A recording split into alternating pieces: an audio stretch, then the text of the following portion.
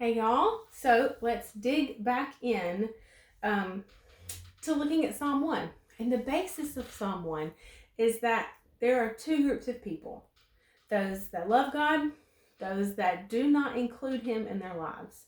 And 2 Corinthians 6:14 tells us, "Do not be unequally yoked with unbelievers.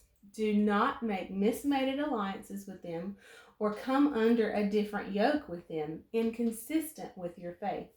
For what partnership have right living and right standing with God with iniquity and lawlessness? Or how can light fellowship with darkness?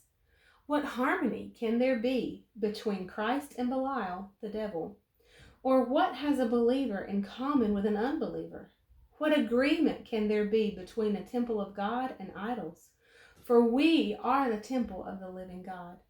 Even as God has said, I will dwell in and with and among them, and I will walk in and with and among them, and I will be their God, and they shall be my people."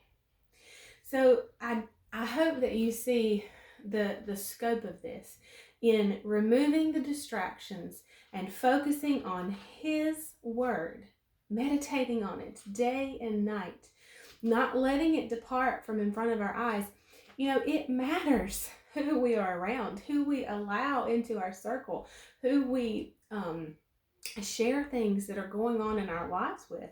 And so the word clearly tells us what communion has light with darkness. The two cannot coexist at the same time. If you walk into a dark room and you turn on the lights, it's not dark anymore. When you walk out of the room and you turn the lights off, there is no more light. I want us to look at Matthew 7:13 and 14. And of course, y'all know me. I'm reading from the Amplified Classic. So let's get to Matthew. Matthew 7:13 and 14. And it says, "Enter through the narrow gate, for wide is the gate, and spacious and broad is the way that leads to destruction, and many are those who are entering through it. But the gate is narrow, contracted by pressure, and the way is straitened and compressed that leads away to life, and few are those who find it." Now, even as I'm reading this, I'm seeing another image in my head, so we're going to get there. But Jesus says in John 14:6, "I am the way, the truth, and the life, and no one can come to the Father except through me." So Jesus is the narrow gate. It's just that it's one. And he says in the passage from Matthew that we just read, 13 and 14, that the gate to life is narrow because it is contracted, it's pressed in, it's made narrow by pressure.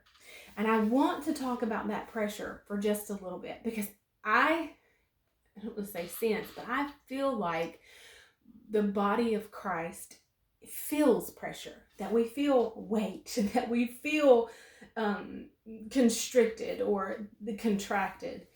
And so in Mark, Jesus tells the parable of the sower. The sower sows the words. He talks about the 4 different types of soils that receive the seed.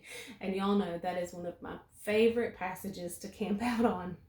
But in verse 17, Jesus says that the trouble and persecution arise on account of the word.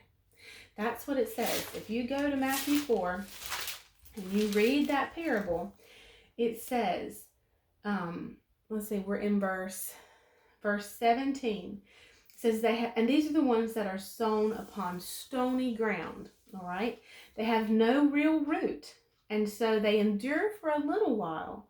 Then when trouble or persecution arises on account of the word, they immediately are offended, become displeased, indignant, resentful, and they stumble away. Now this persecution, so when trouble or persecution arise on account of the word, that's what the pressure is. Jesus says that trouble and persecution come on account of the word. And so the New Testament, is written in Greek, and I love, love, love digging into the original language. And the Greek word used in Mark 4, translated as persecution, means pressing together, or pressure. And of course it says it comes on account of the word, on account of that seed sown. We're going to pause here, give you some time to think about that, and we're going to dig into putting those things together tomorrow. I'll see you then. Bye, y'all.